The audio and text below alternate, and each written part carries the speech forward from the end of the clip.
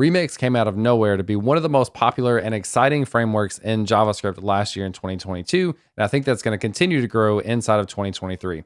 So let's kick off a two-part series where we're going to build an authenticated New Year's resolution app using Remix, Remix Auth, and Xata for the database.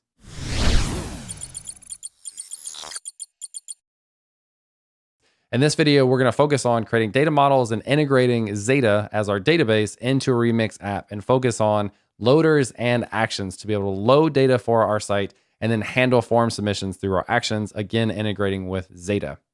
In part 2, we'll actually add the authentication piece of this with Remix Auth. So make sure to come back in a couple weeks for part 2 to do authentication. And if you have questions along the way that you'd like to make sure get covered in part 2, let me know that in the comments below so that we can get that stuff included.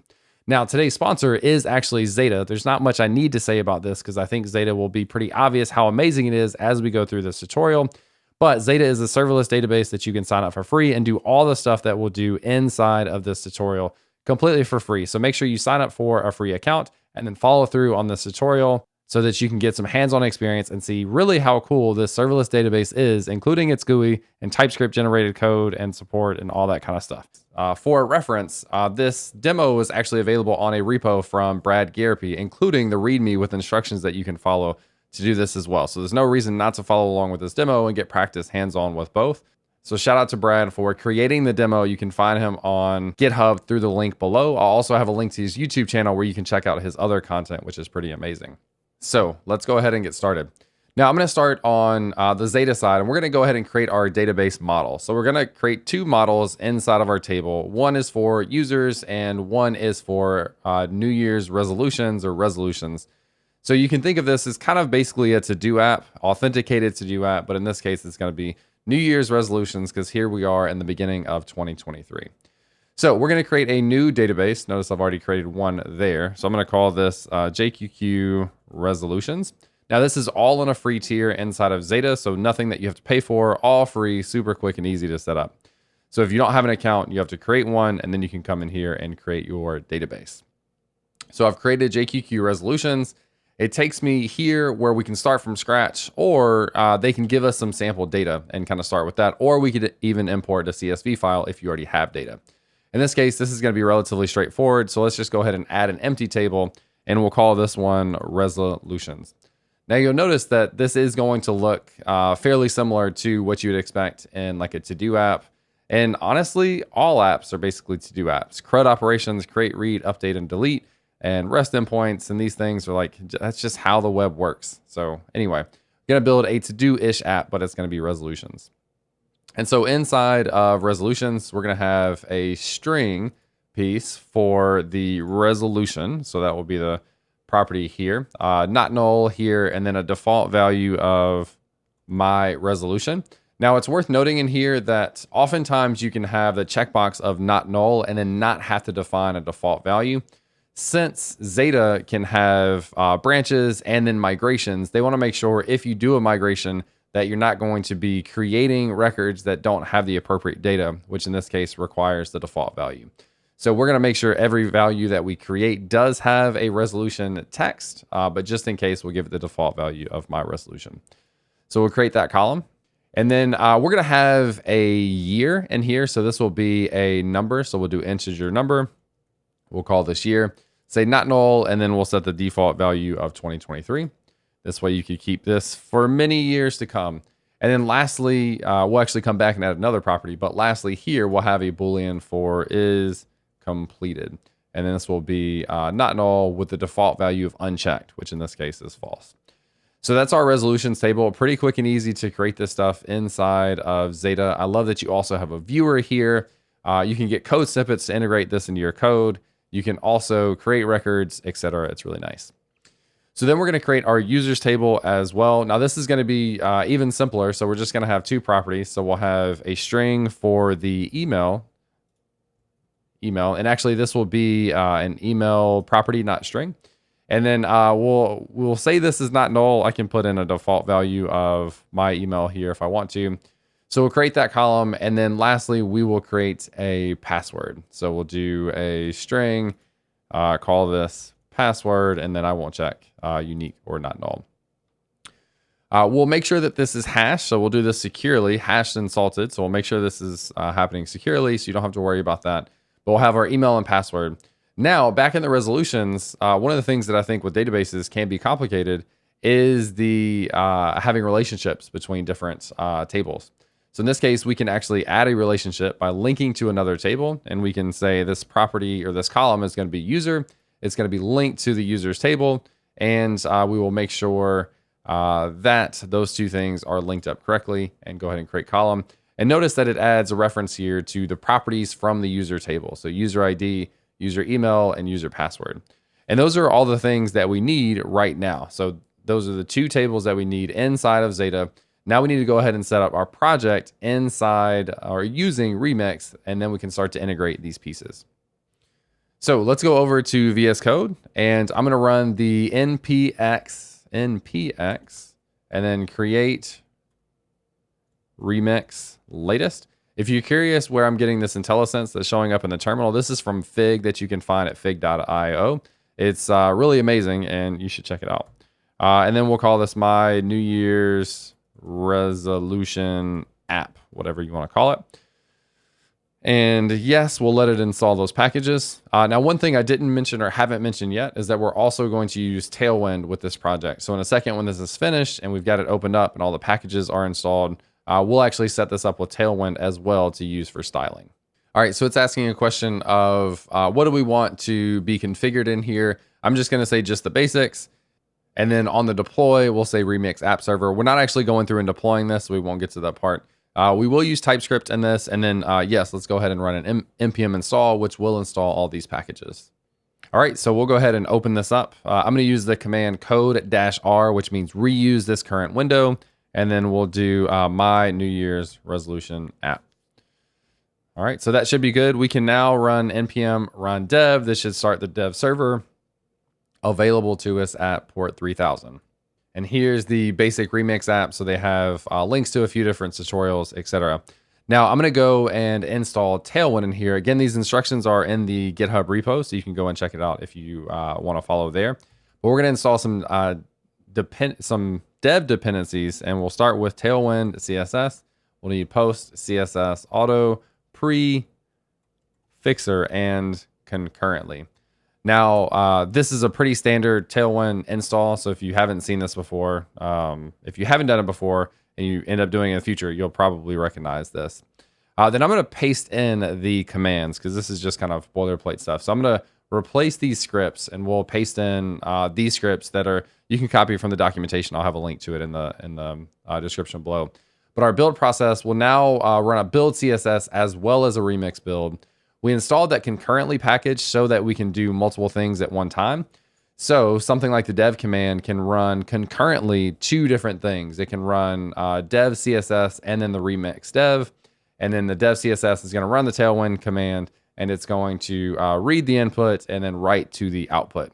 Now, because this output is auto-generated, we're not going to, we're going to ignore this, this output file in the app.styles.app.css. All right, so let's go ahead and create this file. So this will go inside of a folder called styles, and then we'll create a new file inside of it called app.css. And then we're going to paste in the kind of imports for Tailwind. So that's just going to make sure that this stuff gets imported. Now, again, when this dev CSS command runs, it's going to run Tailwind against that file, and then the output file will go inside of the app directory. So from here, it will do the output into the app directory. All right, and then now we need to tell Remix to be able to actually use this file. So in the root.tsx file, Remix is kind of interesting. It does a lot of this stuff a little bit different than we are probably used to. But once you get used to it, I think it makes a lot more sense. So what we want to do inside of here is we want to import the styles from, and then we're going to import this from the styles directory. Now I'm not getting IntelliSense because this hasn't been generated yet, but it'll come from the app.css file. Now again, that is the file that will be auto-generated for us. And then what we do is we export a function called links, and Remix is kind of configured to look for this function. And that's where we're going to define what all of the external links that we want to reference are. And so inside of here, we're going to return an array, and then we'll have an object for this first property. And we're going to say this is a style sheet. And then we'll say the href is, and then style. So that's where we're actually getting that content from. So we want to import a style sheet. Where does it come from? It comes from the styles thing that we just imported up here. So let's run an npm run dev and kind of see what's happening. So we see that it ran, if we scroll back in here, at one point it referenced the concurrently command that was run. There it is. So it's running both the dev CSS and then the remix dev. So it's going to run that. And then if we look inside of app, it now generated this app.css. And here's all the CSS for remix. So let's go back to this and notice a lot of our styling now is gone because Tailwind does a complete reset of all of your styles so that you can start from scratch and use the Tailwind CSS classes directives, utility classes, which is pretty neat. Now, the last thing we want to do is go into our get ignored, and you're going to want to ignore the generated file. So this generated file is going to be in app styles and then app.css. And again, since that is auto-generated, it's going to be generated on the build command and should be ignored. So we'll go ahead and save that in there so that we ignore it. And then if we look up here, this is kind of grayed out, which kind of implies to us that it is ignored, which is good. So our next steps is to actually integrate Xata, our database, into our Remix application. So Xata actually has some amazing tools to do this. So inside of our terminal, we're going to install the Xata CLI. So you can install -G, so this will install it globally on your computer, and it's at xata.io/CLI. This will allow us to run commands to generate TypeScript code for us, which is really, really neat. It's one of my favorite features of using Xata, and I just think it's really incredible. So we'll install that, and then we'll run the command to go ahead and authenticate, and then we'll have the generated code for us. So that just finished. So from here, we'll do Xata auth login. And it says authentication is already provided. I've done this before, but I'll go ahead and overwrite this, and then we'll create a new API key in the browser. So this is what you'll do. And this will actually open up the browser. It opened on a new tab. Let me see if I can open this over here. Cool, so there it is. We can just give this a name, and I can call this JQQ resolutions 2. It doesn't really matter what you call it. Actually, sorry, this doesn't have spaces, I believe. So does this work in here? There we go. So you can close this tab, and then I'll go back here, and it says, hey, we're all set. So one of the things that this does is it will eventually add a configuration file inside of this project when we run the Xata init. So we've basically authenticated the CLI on our computer. Now we're going to work with this specific project by running the init command in this project, and we're going to tie it to a specific database. So this is where what we're doing in our development here will now be related to the actual database that we have inside of Xata. So we have the JQQ resolutions. We're going to let this go ahead and do the generate TypeScript code or just generate TypeScript code. This is really, really cool. Again, one of my favorite parts here. And where are we going to put this? We're actually going to put this inside of a utils directory. So we're going to put this inside of utils and then call it xata.ts. And I'm not sure if this will work or not. So I'm going to make sure that we create the utils directory first. I'm not sure if it would create that directory for us. Probably not. And we're going to create this, not in cache, but at the top level of the project. All right, so that utils directory is created for us. It's empty right now. We'll run the code gen basically. And it's asking us about default development branch. We're not going to worry about that because we're not switching branches, but this is another one of the really amazing features of working with Xata is the fact that it has separate branches to do testing with different things and migrations and that kind of stuff. So it is really cool. Now, the other thing it's going to offer us is if we want to allow it to ignore our .env file. So yes, we want it to do that because this just created a .env file where it generated the Xata API key. So this is the API key that's going to allow us to talk to Xata in the project. Then inside of utils, you won't customize this code, but this is creating TypeScript definitions for, let's actually just hide this for a second, for our tables. So you can see we have is completed, the resolution and the year for the resolutions table. Then we have the users table. We also see the relationship between the user property of the resolutions table and then the actual users table, et cetera, et cetera. So this does all the stuff that we need, and then all we would want to use is the Xata client. So we can call the get Xata client whenever we want to reference the actual data from Xata, which is really, really neat. All right, so now let's go ahead and start to work on kind of the components that will display this data. All right, so now let's go ahead and work on the actual components that we use to display this data. So inside of app, I'm going to create a new directory and call this components. Inside of components, we're going to create a resolution.tsx file. So this will be for creating a new resolution, and then we'll also have, or excuse me, that will be for displaying a resolution, and then we'll have a new resolution for actually creating one. And then lastly, we're going to create a new route. Now, this is where the fun of Remix comes in, is inside of here, we're going to have our, not route.tsx, but this is going to be resolutions.tsx. And inside of here, this is basically automatically going to get picked up as a route. Now, we don't have anything in there yet, so we'll add this code here in a second. But this is going to be a route at /resolutions. So our website, localhost 3000 /resolutions. So we'll update the resolutions route here in a second so that we can actually see something get displayed. All right, so we're going to basically generate a new component here, and we'll call this the resolutions page. And this is going to be kind of what you'd expect for your basic React component. I'm going to copy in a little bit of boilerplate code using Tailwind for styling.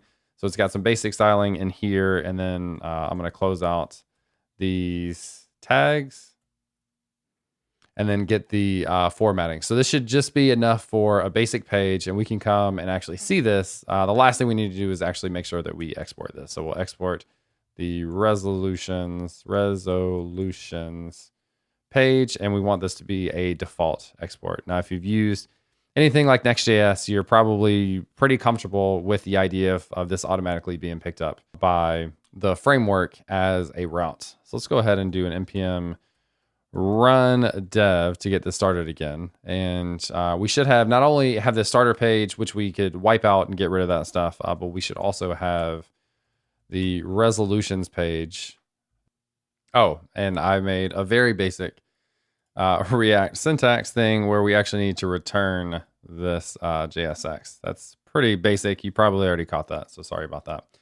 So this should now just show your basic New Year's resolution up here. Now we're getting the Tailwind styles, and it looks like we're not actually getting the Tailwind classes. So we have kind of like the reset stuff coming through, but we're not getting the classes that we're actually using.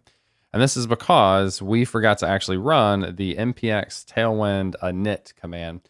Now this is going to go and create a Tailwind config file, and we will use that. And then we need to make sure that it's able to look for the appropriate content. So inside of here, we're going to say the content that we're looking for is anything inside of the app directory that has an ending of JS, TS, JSX, and TSX.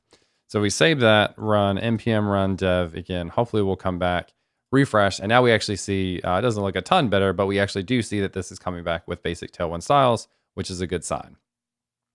Now, one of the really cool things that we can do is take advantage of loaders inside of here.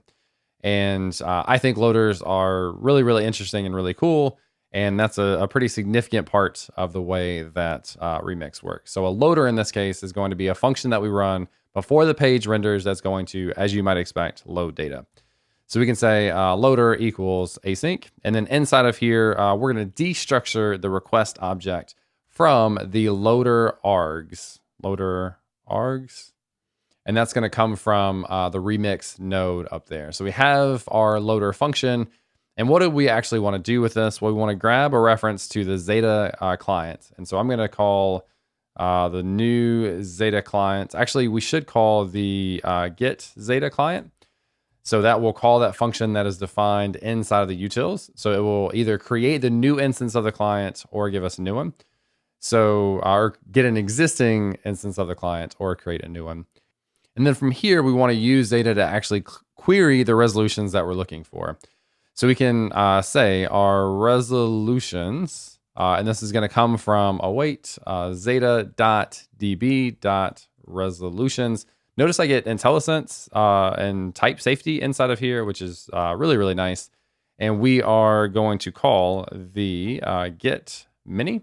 So we're going to call get many in this case and just get back any of the resolutions that we have. And we can just start by logging these out. So this should run when we refresh this page, and we should see it's probably here is the, actually I'm not sure. Let's add in resolutions so that we can check this out. And one tip that I have is I have an extension in here where if I select resolution, and then I think it's Command Option L or Command Control L. Let's see, turbo log, it is Control Option L. So if I select this and Control Option L, it'll kind of spit out a formatted log for me, which is really nice. Let's see if this is logging out. I think we may be missing an export in here. So we need to actually export this at the bottom. So we're going to export the loader. And then now let's see if this is coming through. So we're getting an error, which is a good sign because that means it's actually being run. And it says in this case, the value that we're returning is null. So we actually want to return that data, and that's a requirement of the loader is to actually return the data to the page to be displayed. So in this case, we are going to return an object, and then we'll just have a resolutions property. And then inside of our component, we can actually grab that prop and use it to display the content. So let's see here, nothing comes through. We should see the log in here, and it says an empty array. That's actually a good sign at this point. And then inside of our table, let's go to resolutions, and let's say create video on remix. This will be 2023 by default.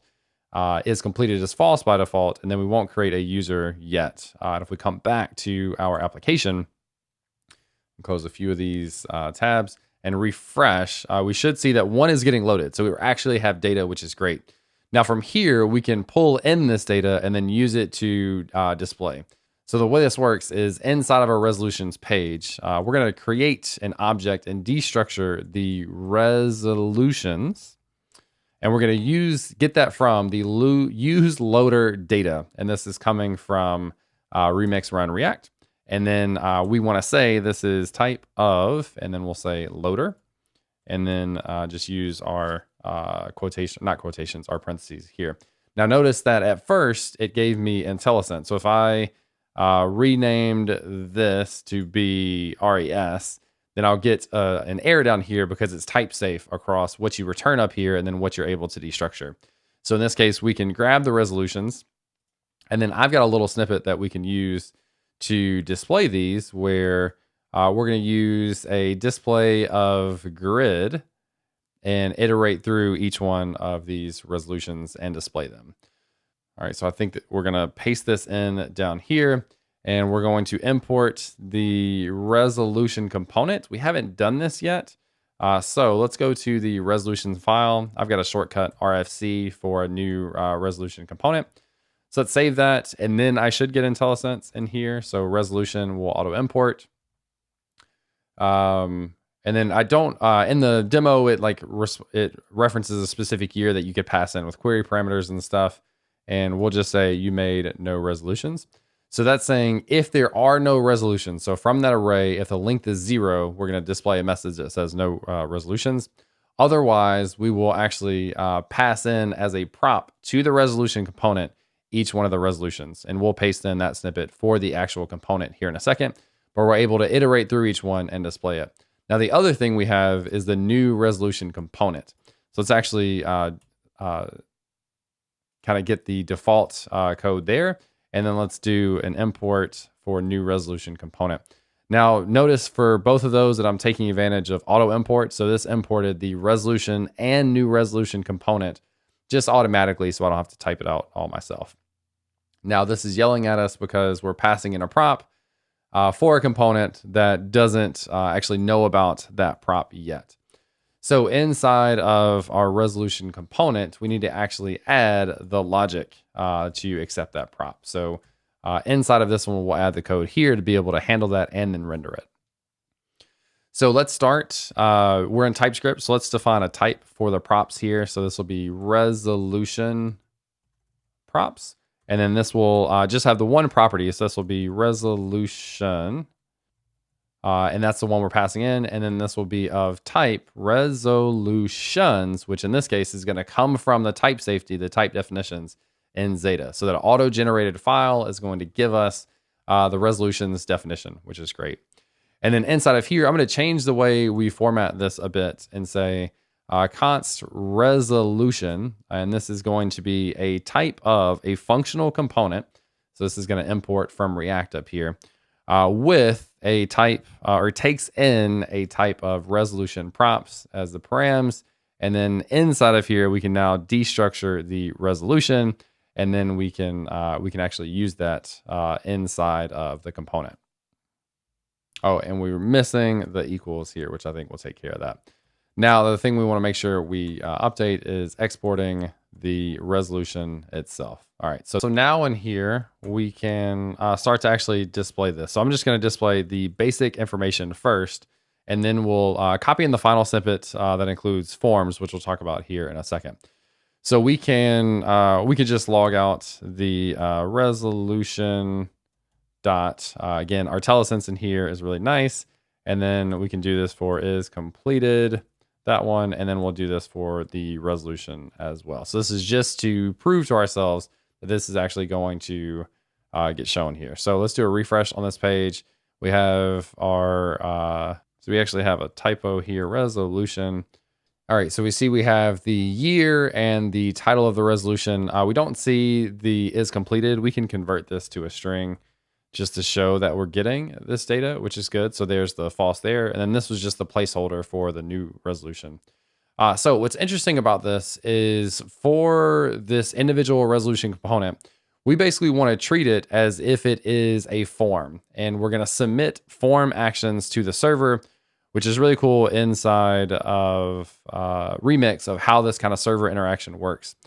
So I'm going to paste in some snippets that we'll use for displaying this, and then we'll kind of talk through how all this works. And again, this is, you have all the source code to reference if you would like to, and kind of go through itself. So one of the things that we're going to do is we're going to import the link from Remix Run React.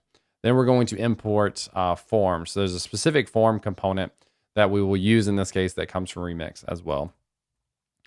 And what we've got in here, we have a link to the year. We're not actually using that in this demo, but it is in the final demo where you can pass a query parameter for that year and see the records just based on the year. Curious, if you'd like to see that, let me know and maybe I could do a short or something about it. So we have this form in here, and this is used to display the item, but then it's also going to be used as a form to handle this checkbox. So we see we display the year up here. And then inside of this form, we're basically handling the checkbox as a form. When the checkbox is clicked, it will submit a post request to the route that we're currently on, since we're not overriding what the route is. And then we'll be able to handle that and update that. Now, then we have the resolution itself. We check whether or not it's completed to handle that. And then lastly, we have another form for the delete. And this is just going to send this request to the server as well. So this gets really interesting because we're going to define a handler that's going to handle a couple of different form options that can be submitted. So how do we differentiate between the delete here and then the actual updating of the record to now be completed or not completed? And this is going to come from, in this case, a property that has a name of action. So in this case, the name of action here, and then the value of complete. So this is saying that we want to complete the resolution. If we look down below inside of the delete button, we have a name of action and then a value of delete here. So we have complete versus delete. Didn't necessarily mean for that to rhyme. And then what we want to do is create this handle change function. And so when we create this handle change function, what do we want it to actually do? In this case, we want it to basically just call the submit of the actual form. So we can call submit, which is going to come from use submit. This comes from Remix as well. Then we can paste in this handle change. We can call this change event handler. And then this is for a form element. And then all we're doing is calling that submit function for the current target, which is the form that we submitted. So this is going to trigger basically inside of Remix land, handling now submitting this form, but we don't have yet a way to handle that form. So we're submitting the form, but we're not handling the form yet. And this is going to come back in our resolutions page where we have our loader defined. Now we can actually define an action. So inside of our resolutions, we're going to create our action here. Const action. This is going to come from action function. And then we'll have this be an async function, and we will destructure the request. And then we'll go ahead and handle that. I think we're missing that there. Cool. All right, so that should be formatted correctly. Now from here, we want to get a reference to the form. So we'll say form equals await from the request. We want to get the form data. And then from there, to know what we want to do to handle this form, we need to figure out what the value of that action is. So we can say the action is going to be the form.get, and then we want to get the thing with the name of action. So again, this is coming from the element name property, which in this case is, where's this? Name is action, and then name is action for this one as well. So from that, we want to get the value. And now, based on that value, we can do a case switch. And so based on that action, we can say case is complete. So if we are completing this thing, what do? We can also then have the case for, we'll come back to this, but case for add. And then additionally, we will have the case for delete. All right. And we can start to handle these. So inside of the complete, basically what we want to do is take that record and then toggle it. So inside of complete, we should have, inside of that form, we should have a form.get, and we'll have a property of ID, so we can get that ID. That's the thing that we want to actually make sure that we're updating. So we're updating the appropriate one. And we can say if the type of ID does not equal string, then we can just return and basically say bad form submission. Otherwise, we can get whether or not this thing is already completed. So we can say is completed, and then say the opposite of form.get is completed. So that existing property that was in the form, we'll get it and we'll flip it. And then we'll say resolution equals await dot Xata dot db dot resolutions, not Xata API client, but we want to make sure that we get a reference to the Xata client above. So we should have done that. So Xata equals get Xata client. So we'll call that function that was generated for us. Then we'll use the Xata client to say Xata.db.resolutions, again, IntelliSense here. And we want to update the record with an ID of ID. And then what are the updates that we're passing along? We're passing along the is completed property. So this should be the updated version of that resolution. And so after we have that, we can now return that resolution. So now the updating of this should actually work, and we need to export this. So with our loader, we can export the loader and our action. And we should be able to test this out now. So if we come into click the checkbox, notice that that gets checked. And then inside of the resolutions, I didn't even refresh the page. Another cool thing, getting caught up in my wires. Another cool thing about Xata is it kind of has this auto refresh. So it like has socket connections to show you that the data has been updated. So we didn't even have to do anything. So that's really cool. Then we can work on the delete portion of this as well. So let's minimize this a little bit. Let's come up to our delete case. As you can probably imagine, this will have some similarities to what we just did. So inside of delete, we want to get the same ID. So we can just copy this code. Since it's not for all of these, we can't just put it at the top of this, but it is for a couple. But from here, we'll say that the resolution equals, and then we'll take our database again, or excuse me, our Xata client .db.resolutions, and then we'll call delete and just call the ID there, and then return that resolution. Cool. So that that should be able to work. So if we delete this, it should go away. And then it says that you've made no resolutions, which is pretty neat. So let's go in and work on the form.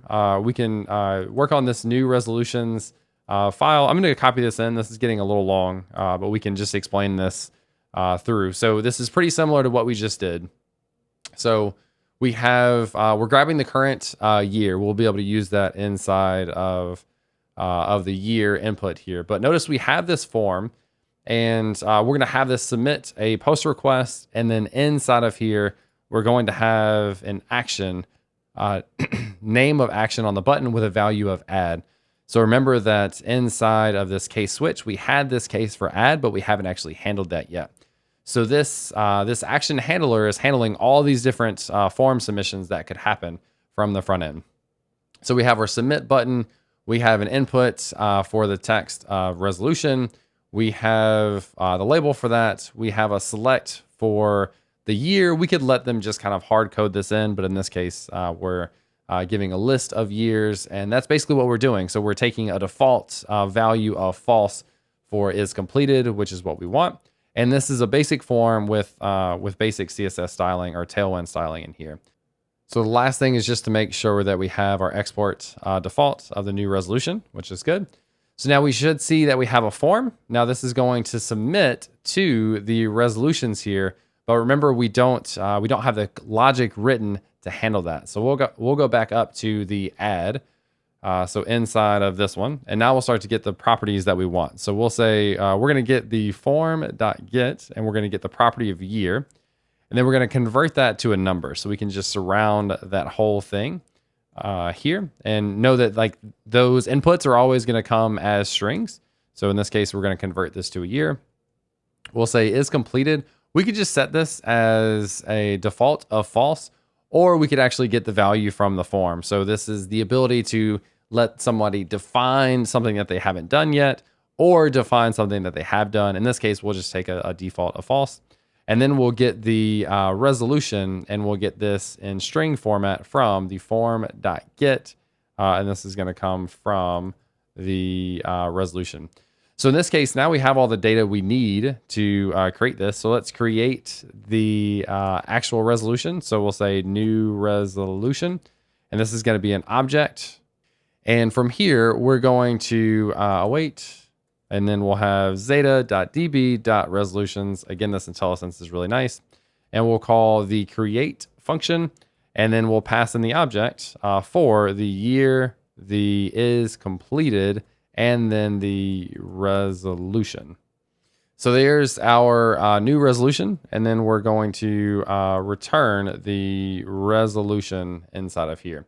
So we've created this new resolution. This should allow us to actually create it. So year 2025, I want to do future things, whatever that means in the future, 2025. So it created it, submitted the form, it saved it inside of our table, it's there. And then now we refresh the page and we can see this. Then we can check this, okay, and then we can also delete it and it should go away. So we have this whole thing working. We could go through and reset the form. We could do more validation. There's lots of things we could do. But this is the basics of how loaders and actions work inside of Remix while tying that to a Xata database, which is a ton of fun, super easy to work with. I love the UI in here that it's serverless. I don't have to do any specific setup. And then it generates that code for us to make this process as easy as possible. So that is loaders and actions inside of Remix using something like Xata for our database. In part 2, we'll work on integrating authentication using Remix Auth, again, with Xata and with Remix, obviously. So let me know in the comments below what you'd like to see covered inside of part 2 in the authentication piece. Look forward to doing that. Hope you enjoyed this one, and I'll catch you in the next one.